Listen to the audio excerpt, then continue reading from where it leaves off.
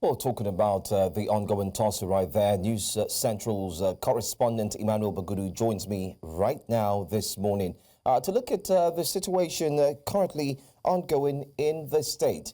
Emmanuel, you visited the Gidan Nasarawa Palace of Aminu Ado Bayero, as you mentioned in your report, coming all the way from the south and going back home, as well as you also visited the Kofar Kudu Palace of Mohammadu Sanusi II. What did you find, especially, that could be amusing regarding the tension that's associated between these two Emirs ahead of the Sallah festival? Yes, the two Emirs are actually preparing for the Sallah carnival in earnest. In fact, both of them are seriously moving up and down. I visited the Ado Bayero's palace, where he arrived from the University of Calabar. Of course, he's the chancellor of the University of Calabar. He's not returned from their convocation, and he swiftly moved into a closed-door meeting with his people to continue preparations. Already, he has written to the DSS, he has written to the Commissioner of Police that he's going to hold his Sallah carnival on the 1st and 2nd and 3rd day of Shawwal, which is 1st, 2nd, and 3rd of April. And of course, his rival, Mohammadu Sanusi II, has already written to all the, district heads, and the Emirate Council is in support. Is the one coordinating that. I visited the office of the Emirate Council yesterday, who directed me to the office of Dang Awal, who is the chairman planning committee of the Durbar, and they are both also, planning for that particular, celebrations, which is supposed to be a procession on the streets of Kano, where the emir will go around the city and then later go and pay homage to the governor of the state. Now that particular event actually shows who has the control of the traditional institutions of Kano, and that is a show of rivalry that is causing tension in the state, and the citizens are not finding it funny. And for other citizens, they believe that it is a Game of Thrones that is amusing to watch. You heard the second speaker there saying that both emirs should be allowed to go out and do their carnival so that we see who is popular. So it's so mixed up, and it's trickish, and it's a kind of causing the necessary tension in the state. But of course, we heard that the case has been taken to the Court of Appeal. We expect a judgment today by afternoon from the Court of Appeal, who will decide who is actually qualified to carry out that particular traditional responsibility of Durbar. Yeah. Well, I think you used the right words. You took it out of my mouth, Game of Thrones, and that's exactly what we're starting to see. So possibly we can call it the Kano Game of Thrones, because everyone is trying to ensure that they remain in charge. But if my history, I stand to be corrected with it, has there been any instance, and wouldn't this be like the first, where you have two Emirs trying to pull the entire crowd in celebration?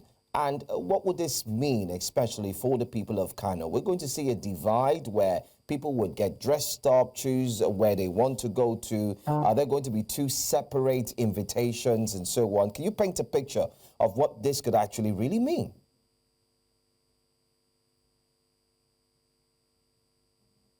Yes, you are very correct to say this is unprecedented. This is the first time. The reason why this is happening is because we see a show of federal might in this war, because yesterday we visited the two palaces. We saw a heavy presence of military equipment, military soldiers, DSS, police officers guarding Emir Ado Bayero, who is of course being backed by the Federal High Court, who was installed by the former governor Abdullah Ganduje. Of course, we saw that acknowledgement letter from the Commissioner of Police, from the DSS, and that signifies protection. Mohammadu Sanusi II doesn't have that kind of protection. He doesn't have that kind of protection. You can only see vigilantes in his palace. And then I visited that palace yesterday. I only saw one police officer at the gate without even a gun. So there's a show of federal might. It's a show of federal might. There's a show of dichotomy between the state government and the federal government. Of course, Sanusi has the support of the state governor, the Emirate Council, and then Bayero has the support of the federal government. Of course, the immediate past governor Abdullah Ganduje, which is very obvious. Of course, we have seen, the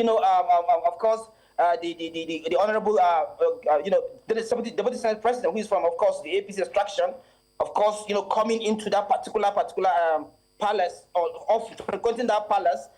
That is not been that's not the case in the case of Sanusi. There's a difference. There's a clear dichotomy between the federal and the state government, which is the reason why we're having tension in the state. Of course, because you go to the palace of Aminu Ado Bayero and you see a heavy presence of military and DSS officials and police officers, but you won't see that in the case of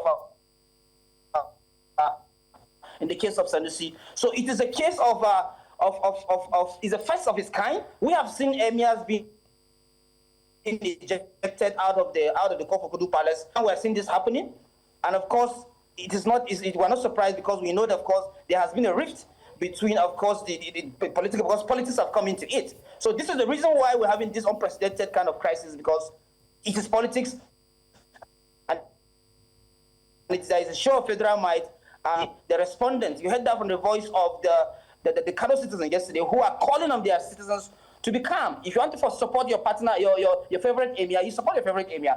Don't encroach in another person's space, because it is clear show of power. Yeah. Okay, finally, let me just ask, I mean, it seems rather different, you know, that this is really happening and taking place, where you do have the federal might, then you have the state might, like you've rightly said. But can you tell us very briefly, before we let you go, what is the state governor really doing about this? Is it that his hands are tied, he's not able to, you know, just take a concrete stand? And is the battle from the federal really overpowering for him? Yes. The governor has been trying his best. The governor has made a lot of attempts. We have seen a lot of order. The governor has given a lot of order, and he has been disrespected several times. The governor has asked the federal government to remove Ado Bayero from the Gidan Nasarawa palace. The governor has asked the police to arrest Ado Bayero from the Gidan Nasarawa palace. That has not been done. In fact, there was a time that the governor has ordered the demolition of the Gidan Nasarawa palace.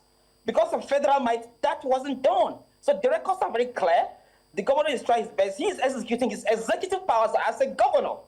He has not stopped himself from doing that. He has continued to do that. There are instances where we see police officers going to block Mohammadu II from going out to perform a function. We reported that happened sometimes in December. The governor, I don't think his hands are tight.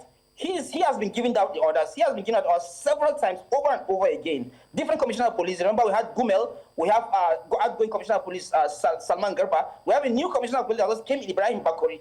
He has not stopped from giving those orders when the need arises. We expect to even see most of those orders in the coming days as the Sallah proceeds. So I would say that the governor will continue to do his executive powers. He has not stopped doing that.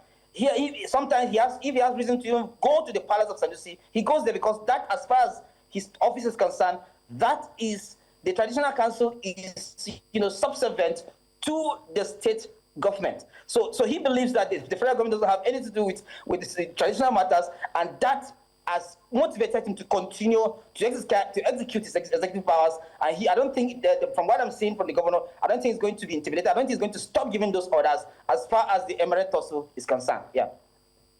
I want to say thank you so much, Emmanuel Bagudu, for shedding more light on this. And it's very interesting to note that, you visited both places, both palaces, and then you've seen what many haven't seen. I wish we had more time. I'd love to ask so many questions, but breaking it down, that there's one policeman on one side without a gun, and the other one is fully indeed guarded, sparks a lot of thoughts in the minds of Nigerians. Thanks for your time, by the way. We'll talk to you pretty soon when we need more updates.